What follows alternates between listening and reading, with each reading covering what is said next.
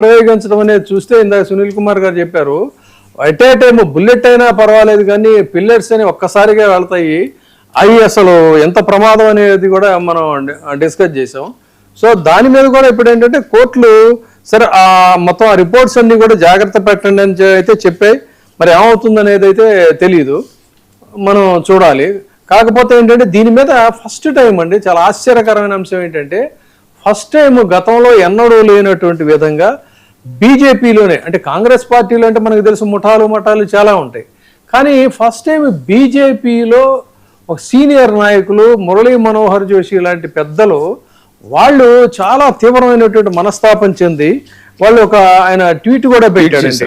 అంటే ఏంటి, బీజేపీలో భిన్న స్వరాలు, ఇప్పుడు 3 రకాలైనటువంటి భిన్న స్వరాలు వినిపిస్తా ఉన్నాయి. పేపర్ లీక్ కేసు విచారణకి ఫాస్ట్ ట్రాక్ కోర్టులను ఏర్పాటు చేస్తామని ప్రధాని నరేంద్ర మోడీ గారు చేసినటువంటి ప్రకటన అది కొంత శాంతింపజేసే ప్రయత్నం అయితే అవుతుందేమో, కానీ అసలు నిరసనలకు దారి తీసిన అంశం మీద దృష్టి పెట్టాల్సింది పోయి దానికి సంబంధించి అయితే అసలు మాట్లాడటం లేదు అని సాక్షాత్ మీకు జోషి గారు స్పందించారంటే అది దాని సిగ్నిఫికెన్స్ ఏంటంటే అండి, జోషి గారు ఐ థింక్ ఆర్ఎస్ఎస్ నుంచి వచ్చిన వ్యక్తి. అవును, తర్వాత వాజ్పేయి గారి ప్రభుత్వంలో సంఘ్ కూడా ఈ బీజేపీ ప్రభుత్వ తీరుని హర్షించటం లేదు ఆర్ఎస్ఎస్ అనుకోవటానికి ఇదొక నిదర్శనం అండి. ఆయన పెట్టిన ట్వీట్ ఏంటంటే, దేశంలోని వివిధ ప్రాంతాల నుంచి వచ్చిన యువ విద్యార్థులు న్యూఢిల్లీ వీధుల్లో రోజుల తరబడి ఎదురు చూడటం చాలా బాధాకరం. పరీక్షల వ్యవస్థపై వారి ఆందోళనలు భయాలు నిజమైనవి, వాటిని సానుభూతితో మరియు శాశ్వత పరిష్కారాన్ని కనుగొనే ఆలోచనతో పరిష్కరించాలి అని మురళీ మనోహర్ జోషి గారు పోస్ట్ చేశారు. ఇది తర్వాత ఆర్ఎస్ఎస్ కూడా మీరు అన్నట్టు చాలా మంచి, సునీల్ కుమార్ గారు చాలా వ్యాలిడ్ పాయింట్ రైజ్ చేశారు. ఏంటంటే ఏదైనా కొంత సంఘటన జరిగితే వెంటనే ఏదో ఒకటి పాజిటివ్ ఏదో ఇంకొక రకంగానో వెనకేసి వచ్చే విధంగానో ఆర్ఎస్ఎస్ స్పందించేది. కానీ ఇంత జరుగుతున్నా కూడా ఆర్ఎస్ఎస్ ఎక్కడా కూడా మాట్లాడటం లేదు. ఆర్ఎస్ఎస్ మౌనం వహిస్తోంది అని అంటే నిశ్చితంగా బహుశా ఈ డెవలప్మెంట్స్ అన్నిటిని కూడా గమనిస్తూ ఆయనలాగే మురళీ మనోహర్ జోషి గారి లాగే వారు కూడా కొంత మానసికంగా కొంత ఒక దీనికి గురవుతున్నారేమో అని చెప్పని అనుకోవాలి. అశోక్ గారు, ఈ ఫాస్ట్ ట్రాక్ కోర్టులు పెడతామని మోడీ గారు చెప్పారు కదా, దాని మీద మీ కామెంట్?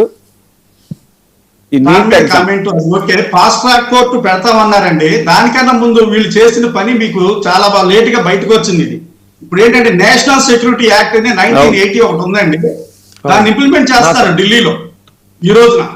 అది ఎంతో పెద్ద పెద్ద ఇష్యూస్ అయితే ఆ యాక్ట్ ని ఇంప్లిమెంట్ చేయాలి. బట్ ఇప్పుడు ఏంటంటే జాతీయ భద్రతా చట్టం అంటాం దీన్ని తెలుగులో చెప్పాలంటే, డిటెన్షన్ పవర్స్ అన్నమాట.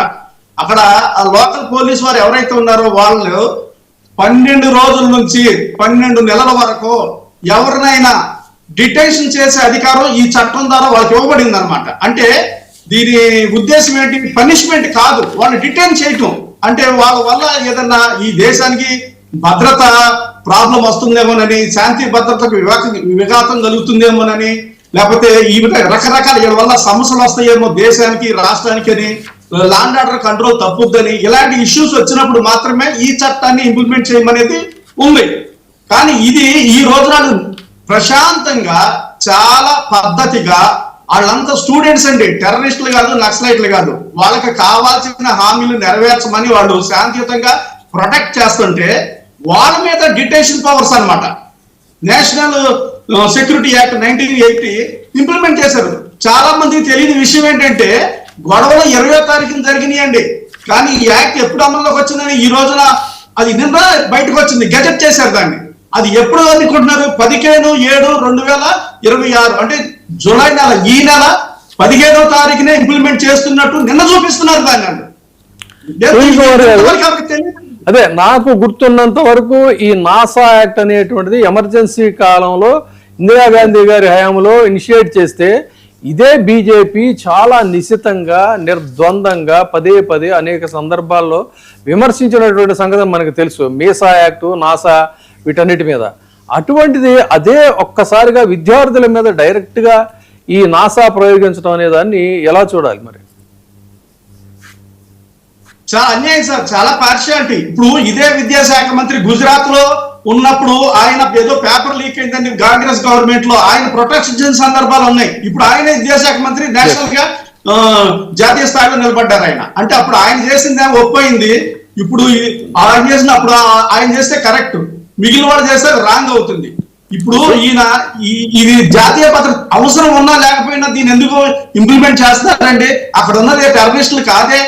ఇంకొకటి చెప్పాలి, ఇప్పుడు మీరు వీడియో క్లిప్పింగ్ అవన్నీ సీసీ కెమెరా చూసుకుంటే అనాథరైజ్డ్ పర్సన్స్ ఎవరండి, స్టూడెంట్స్ కాని వాళ్ళు, అక్కడ ఎటువంటి గుర్తింపు లేని వాళ్ళు, ఈవెన్ పోలీసులకు కూడా బ్యాడ్జెస్ లేవు సార్, నెంబర్లు లేవు సార్, నేమ్స్ లేవు సార్, నేమ్ బ్యాడ్జెస్ లేవు సార్. అంటే వేడిగా ఉందంటండి, అక్కడ వేడిగా ఉందని అవి పెట్టుకోలేదంట. ఒక ఆవిడ చెప్తారు బట్టలు వేసుకున్నారు, సంతోషం. బట్టలు యూనిఫామ్ వేసుకున్నారు కదా, బ్యాడ్జీ లేకోకుండా ఒక డ్యూటీలో ఒక క్యాప్ లేకుండా డ్యూటీలోకి రావచ్చా అధికారి? అది అసలు ఎగనెస్ట్ ఇది కదండి, ప్రొసీజర్ కదండి అది. నీకు బ్యాడ్జీ లేకోకుండా, టోపీ లేకోకుండా, యూనిఫామ్ లేకోకుండా ప్రొసీజర్ ఉంది.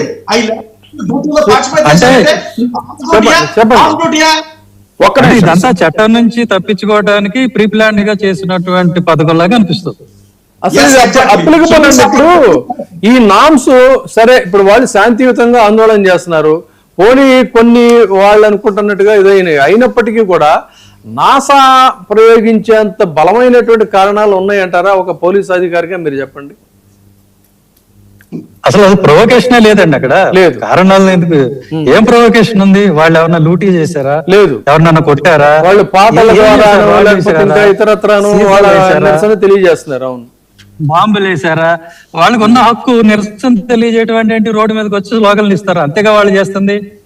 ఎందుకు దానికి పోలీసులు ఎందుకు రియాక్ట్ కావాలి? సో దీని మీద విజయసాయి రెడ్డి గారు కూడా ఒక ట్వీట్ చేశారండి. ఏంటంటే అక్కడ జరుగుతున్నది కేవలం నీటి పరీక్ష పత్రం కి సంబంధించినటువంటి వ్యవహారం కాదు, నిరసన ప్రదర్శనలు జరుగుతూ ఉన్నాయి, దేశ ప్రజాస్వామ్య సార్వభౌమత్వానికి సమగ్రతని విచ్ఛిన్నం చేయడానికి కూడా అక్కడ దీనిలా కనిపిస్తా ఉందా? మన దేశ ప్రజల్లో ప్రతి ఒక్కరూ ఆందోళన చెందుతున్న అంశాలకి బాధ్యత కలిగినటువంటి రాజకీయ పార్టీలుగా వాళ్ళందరూ కూడా స్పందించాలి, కానీ మౌనంగా ఉండటం ఏంటి?